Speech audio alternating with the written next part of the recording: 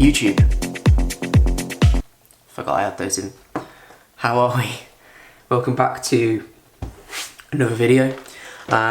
Today we're going to do two things. We're going to go through a full day of eating. They generally go down pretty well on the channel. For some people, for some reason, people are kind of like really into knowing what people are eating, which is fair enough. I think I probably watch a lot of full day of eating as well, just for kind of inspo on food, I suppose. So today it's a training day. I've got a pull session. So because it's a training day, I've got 3,000 calories. Slightly lower on a non-training day. Normally, if I'm not training, I have about 2,700. But today's 3,000. And we're also going to cover the topic of stress, something that we all deal with. Don't let Instagram fool you, or any kind of social media for that fact. Can almost guarantee that everybody is pretty stressed at some point. But we're not just going to cover kind of what we typically see as stress, so like work stress, family stress. We're going to go over things that cause stress, like training, calorie deficits, and how to manage those stresses. So grab a drink or whatever, sit back, relax, and we are going to get into this video.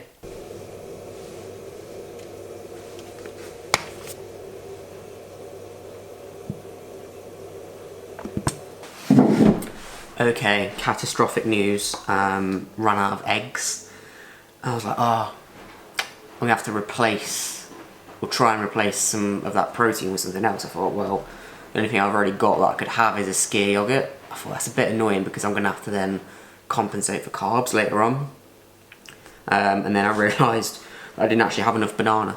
I have got a bit, but not quite enough.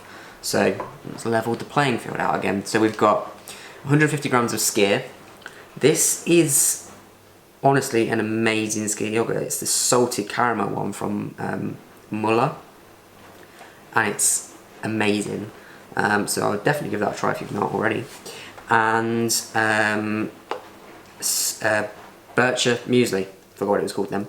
We've got some Bircher muesli, which for myself at the moment is 80 grams of rolled oats, 130 ml of apple juice, and 80 grams of a plain skyr yogurt. So you mix all of that up, put it in the fridge overnight, and then it'll be ready in the morning. So then I'll top that with banana and honey. So this should have been 100 grams of banana on the Bircher and then 3 egg whites, but now that's kind of turned into 150 grams of skyr and then 50 grams of banana. So it has actually leveled up pretty damn well. So this is the first pre-workout. Even though I get up sort of between 6:30, 7, depending on what day it is, I'll try not to eat my first meal until about 8, 8:15. It times quite well with my workout, which starts anywhere between sort of 12 and half 12. Although, as you'll see in a bit, I will have a little something extra just closer towards the workout.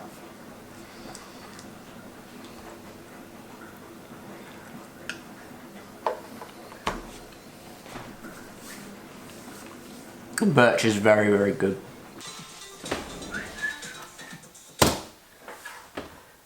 Coaching time. What is the time? The time is 9:15. So we've got a solid 3 hours, just over 3 hours, to get through some check-ins. I might actually be able to get through all check-ins before I go to the gym, which is probably one of the best feelings in the world. I've only got one international client today, so they might have already filled their form in, because they're normally quite on it, so might be able to get through all of them before then. So we're going to get on with some work, and I will then go through my little pre-workout ritual, which I'll take you all through, and we'll head into the gym, get a pull session in. I might try and get a few clips on my phone, but I can't make any promises because I'm not training at my place today. And then we will dive into the stress talk.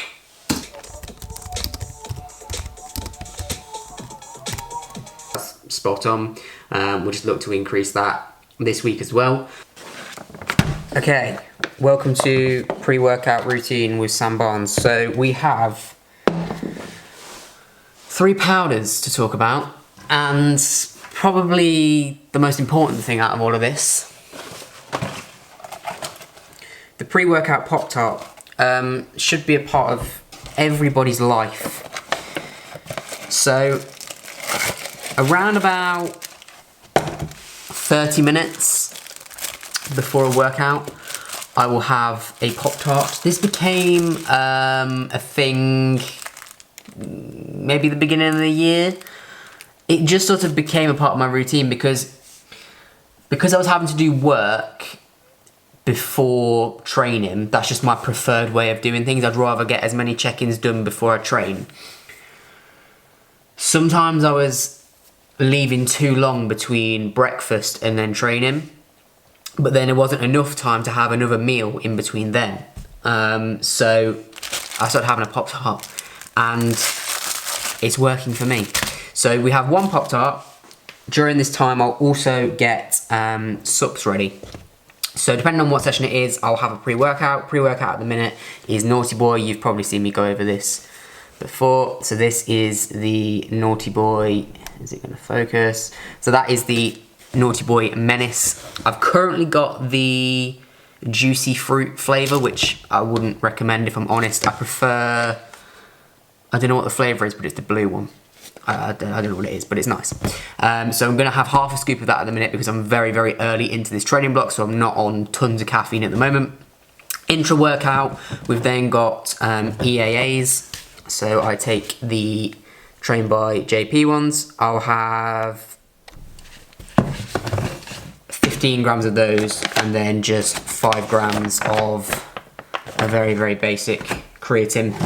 We'll load up the 2 litre bottle with that. Obviously I'll get my pre-workout ready.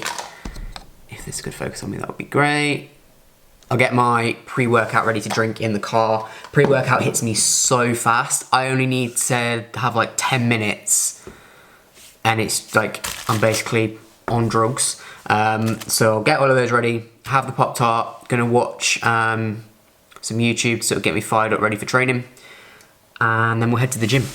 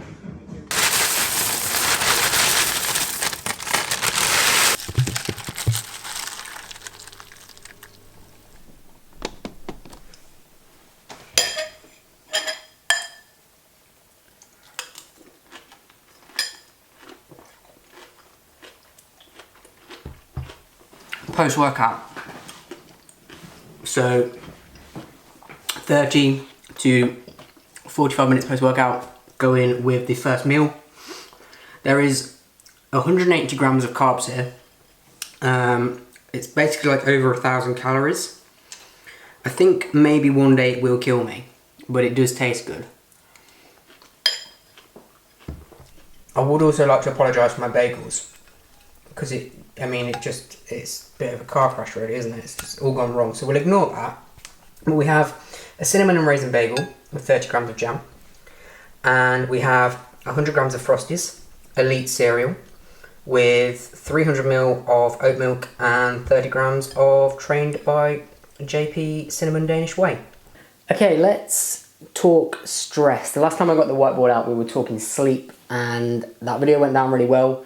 I actually had some clients message saying that even they found it useful. So we're going to go into it again with stress. Now, obviously, stress is like a huge topic, much like sleep. So we're only obviously going to be diving into certain areas of it, and obviously the most kind of important areas for myself to cover in this video is kind of its relation to training, nutrition, and then kind of physique development as a whole. So before we can talk about stress, first of all, we've got to define what we're actually talking about in terms of stress. So typically when you think of stress, as I mentioned earlier, you think about family stress, work stress, that feeling of having a million things to do and actually choosing to do nothing, that just general feeling of stress.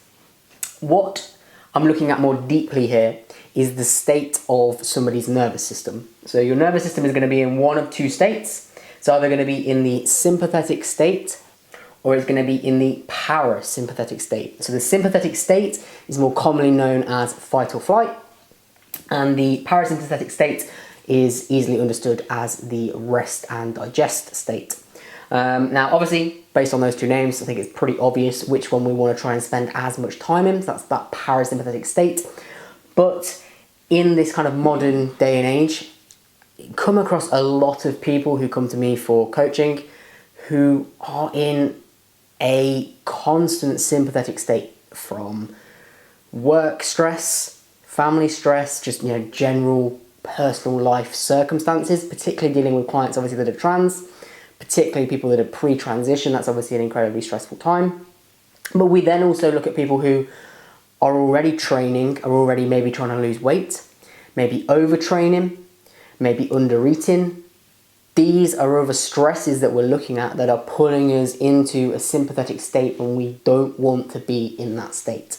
So what we're looking at now is the sympathetic state that we end up in when training. So whenever we train, whether we're running, resistance training, so lifting weights, we are going to put ourselves into a sympathetic state. And this isn't a bad thing. This is one of the times where it's actually incredibly useful to be in that sympathetic state. So a few of the things that we're going to see an increased heart rate, increased breathing rate, increased blood flow to the muscles, and increased sweat production. Essentially what this is allowing us to do is to lift heavy and train hard.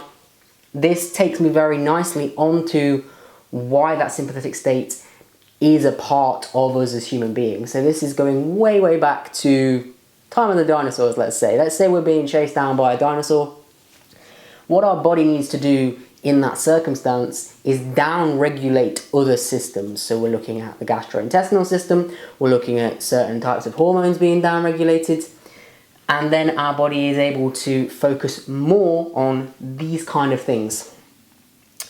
That's great if we're wanting to run away very fast from a dinosaur, or put it into something like training, where we want to lift heavy, train hard. They're obviously beneficial things, because at that moment in time, down-regulating, say, the gastrointestinal system makes perfect sense, because we're not needing to focus or use that system during training. We can focus on something else.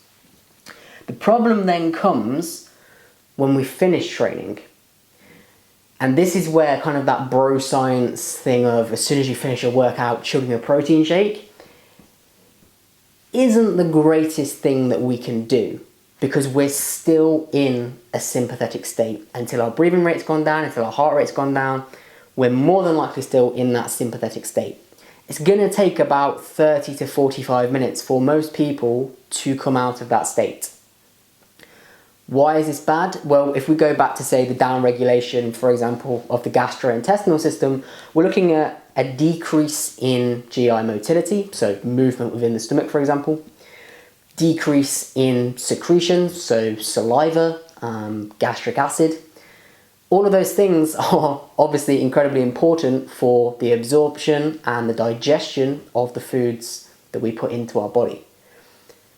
So until we come out of that sympathetic state and head into a parasympathetic state, there is no point in chugging down that protein shake, because you are more than likely doing more harm than good by trying to get your body to digest something that it is simply not in a position to be effectively and optimally digesting. Nutrition. So I'm going to look at this from the point of view of calorie manipulation. What I'm about to go through here applies more to the general population climate. Somebody who wants some form of a physique recomposition, so body fat decrease or maybe muscle mass increase, or if it's a newer lifter, somebody that's never really done this kind of thing before, maybe actually both at the same time. That can be done. If you're a competitive athlete, chances are you're probably not watching this video anyway. My kind of following is built up mainly of the Gen Pop client. But if you are somebody that is, a competitive bodybuilder or taking bodybuilding very seriously, there is going to come a point where obviously this stuff here, particularly the 200 to 300 calorie manipulation that I'm about to go through, isn't a possibility. And calories have to be sunk extremely low, getting towards, say, a photo shoot or a stage, for example. So I'm not stupid enough to think that this is going to apply to those people. So this is more for the general population climate. Somebody that is going to come to myself, essentially. If you take your body out of maintenance, so maintenance calories, maintenance macros being what you need to eat in order to stay exactly as you are right now, you are taking your body out of homeostasis, equilibrium, essentially where it wants to be, like neutral. That, to a certain degree, is a stress on the body. Now, that isn't automatically going to stick you into a sympathetic state. It's not like you drop 200 calories and that's it, you're stuck in this sympathetic state. But it is still a stress on the body, and it's something that we have to be very mindful of. If somebody comes to me, and I've never worked with them before, I know nothing about them, the last thing I'm going to do is say, okay, first week with myself, or first week after we've done a food diary, I'm just going to drop 500 calories from your diet. Especially if this client has a busy work life, busy family life, social life, maybe they have a lot of stresses. By dropping 500 calories from their diet, all I am doing is adding to that stress, and the body is most likely going to fight back. It's about working with the client, putting in stress management techniques that I will go through in a second, and then beginning to very slowly decrease calories or increase calories if they're looking to bulk. For most people, an initial calorie manipulation of either minus 200 to 300 calories or an increase of 200 to 300 calories will be enough to assess how things are moving, seeing how they're moving. We will most likely, at some point in the future, need to decrease or increase more because the body changes and therefore we have to adapt. But we don't need to just throw somebody at the deep end who's already experiencing a lot of external stresses and add to that stress even more with an insanely low calorie diet. Same kind of rule applies to percentage of macronutrients for the general population client who is just looking for a basic physique recomp. We don't need to go no carb. We don't need to go no fat. We need to have a healthy percentage of macronutrients, so enough carbs to power performance, enough fat to, for example, help with hormone levels. Again, we don't need to just drop those crazy low. Micros, we want to be making sure that we're getting plenty of fresh fruits and vegetables, keeping those micronutrients high, so vitamins and minerals. And we want to see a safe rate of loss. So we don't want to be losing 3 kilograms a week if we're already, well, for anybody, but especially if you're somebody who's already on the slightly leaner side anyway. Ultimately, this is going to equal a moderately safe, and I say moderately safe because everything comes with risks. You leave the house, there is a risk. A moderately safe physique recomp. So it's about managing the stresses that are already in that person's life. Notice how I say manage, not remove, because good luck removing family stress, good luck removing work stress. Those things are going to always exist. It's about managing them and putting tactics in place to manage them as best as we can. And then we can go in with calorie manipulation and start to mess about with somebody's physique. Okay, so last part, let's go over some general stress management tactics. Some of these I've already kind of touched on briefly. I've got a new blog post that's out that goes kind of really well alongside of this video. So I'll link that below, and that's basically got this whole video that I've just gone through. written down, so if you kind of prefer it all to be written out in front of you and then you've got it saved so you don't have to keep on watching this video back, I'll leave that, like I say, down below and give that a read alongside of watching this video, and then it'll kind of really ingrain this information for you. So just sat here now, these are the general kind of stress management tactics that I've come up with.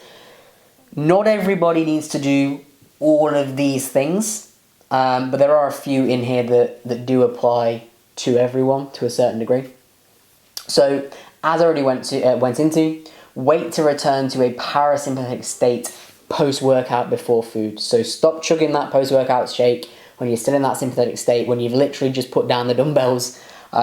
Give it 30 to 45 minutes. You're not going to lose muscle. You're not going to die, essentially. You just need to allow your breathing rate and your heart rate to come down, and then you're in the best position to take on that post-workout food source. Again, covered this one, safe rate of loss. For the general population client, we don't need to be, decreasing our calories initially by 500. It's a process of 200 to 300 calories initially, and same with bulking as well, that initial increase. Give it some time, see how the scales react, photos, measurements, how you feel, and then we can decrease further from there. 7.5 to 8 hours of good quality sleep every night. This applies to every single person, regardless of whether you train or not. Everyone needs to be getting, on average, 7.5 to 8 hours of good quality sleep every night. If somebody comes to me and they're getting piss poor sleep, we're talking like 5-6 hours a night, and that's causing them, problems day to day, which it inevitably will be. That's one of the first things that we're going to look to cover together. Effective training volume. This is a conversation that I regularly have in consults, because people will sometimes come to me and they'll tell me what they want me to program for them in training, and that's fair enough to a certain degree in terms of exercise selection. If you've got a favorite exercise, even if it's not in my kind of what I see as optimal, as long as I've run that through with you, if you still want to go ahead with that exercise, let's do it. You're an adult at the end of the day. I can give my opinion on something, but if you want it in your plan, let's go for it. The problem comes when somebody comes to me and says, I want to do high volume. High volume isn't inherently bad, but the problem is, until I've worked with you and started you on a lower amount of reps, I'm talking 1 to 2 sets per exercise, see how you react to that in terms of recovery and in terms of progress. If you're recovering well and there's not as much progress as we want, let's increase that volume. If we go high volume from the beginning, there's a high chance that you're not going to recover and you're not going to progress. Let's start you at rock bottom, so 1 to 2 sets per exercise, and let's increase from there. Let's see how you react, let's see how you recover, and we can go from there. But there's no point in just saying, right, I'm going to start this new program, I'm going to do 4 to 5 sets on everything, because I can almost guarantee it will end badly and you won't recover, and you're just not going to make the progress that you want to be making. So we're now going to dive into some tactics that these are sort of the ones that may not apply to everybody. So journaling. Journaling is a great way to write down your thoughts, take some time for yourself. It sounds incredibly hippie. I think I actually covered this in the last video that I did. I started journaling. I got a Minds journal, which has been brilliant, and I'm still using it now, although I've actually nearly finished it. I've either been using it in the morning, or if I forget to do it in the morning and I don't have time, I'll do it in the evening. And it's just been a really great way for me to write down my thoughts, think through things almost from an external point of view. And that's been a really great stress management tactic. You can even get kind of apps on your phone if you're not a paper fan. I prefer writing things. Some people prefer typing things. So that might be something to look into. Deep breathing / meditation. Obviously, we know that something that affects breathing is that sympathetic state. So if we can learn to take control of our breathing, again, sounds incredibly hippie, but just taking 2 minutes for yourself just to breathe in and out and just focus on your breath is enough to help you return to that parasympathetic state. Maintaining hobbies. So when somebody comes to me, they might have this great idea of, I want to train 5 days a week. I want to diet and do all of these amazing things. And I'm like, that's great. But let's not forget that there are other things that are also really important. You're not an athlete. You don't need to be doing this. It doesn't need to be on your mind 24/7. Let's have some, keep those hobbies in place, whether it's sitting down for an hour and playing Xbox, sitting down for 30 minutes and reading, knitted. Like, I honestly don't care what the hobby is.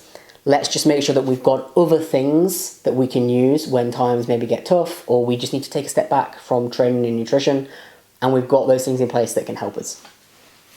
Don't eat when working. If you're somebody who eats at your desk whilst working, then please stop. Again, work is, A, it's going to distract you from your food, but B, if you have a particularly stressful job, you're eating in that sympathetic state, which obviously we mentioned is down-regulating your gastrointestinal system. You saw it earlier on when I had my breakfast. I went into the kitchen and ate it. I moved away from my desk. That was literally why I did it, so that I'm not sat in front of my screen, like tempted to work whilst eating food. And the last one that I've come up with is limit social media exposure.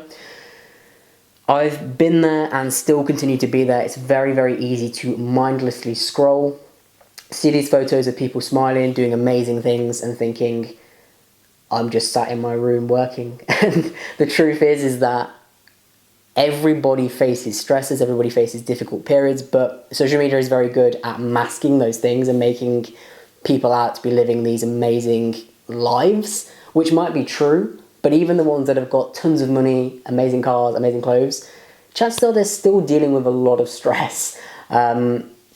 So limit your social media exposure, especially when you first wake up in the morning and before you go to bed at night. Put your phone down and just be in the moment. Just don't become, addicted to scrolling. I've been there myself, and I think most people my age are nowadays. So just don't let it take over your life.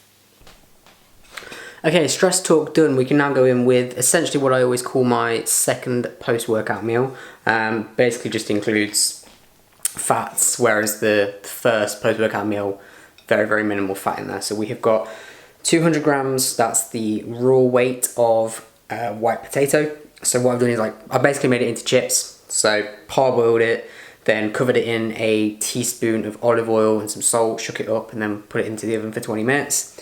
2 sausages and some veg, so I've just got some green beans and baby sweet corn and a little squib of tomato ketchup. So I'm going to eat this, and then, so the time is now 4 o'clock, and then around about 7:30 I'll have my last meal of the day.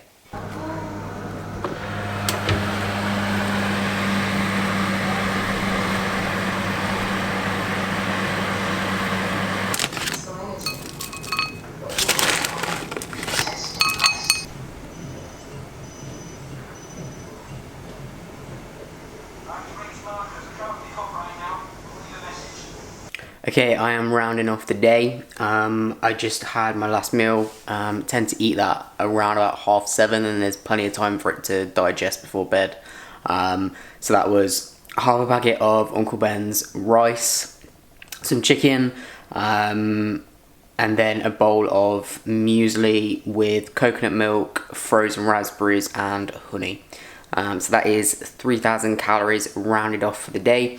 I didn't actually go over the macro breakdown of that. So we've got 150 grams of protein, 60 grams of fat, and 465 grams of carbs. I think if you total that up, it's slightly under 3,000, but round it up to 3,000. So yeah, that's today's video. Thank you guys for watching. Hopefully it was helpful with the stress talk.